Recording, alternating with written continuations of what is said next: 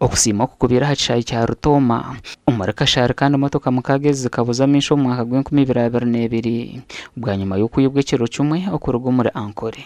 zikija zashangwa muri Tanzania bwa nyuma y'abakamabazo kuzihiga barukoresa teknolojia air tracking devices.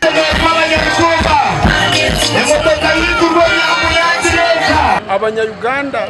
abamwe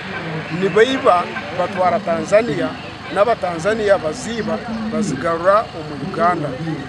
konka emotoka ziriyo okwa hati esigireyo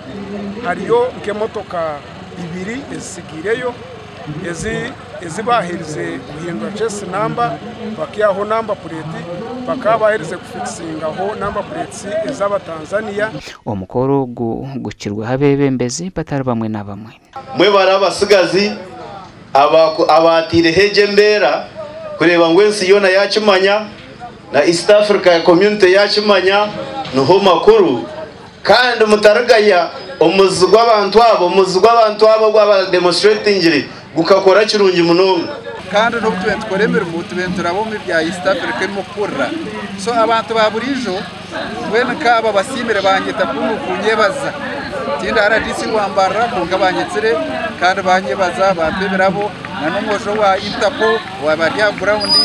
babariyo basima ukanani mbashaba bakumene bahagera movement system kandi bahagera president Museveni azima nimbanza kusimba mukama abakuba abantu bona bonda abinda birimo nabwa mukama ubutanyetamwa okutandikira ground. Abantu basima TV West habo mu muhango gwo kumanya sensi yona ebire nebibaho mu nshongeji TV West stage twatandika nayo twatambura nayo yatukura mpake motoka zitu zizire gasha kwa Evans Taremwa.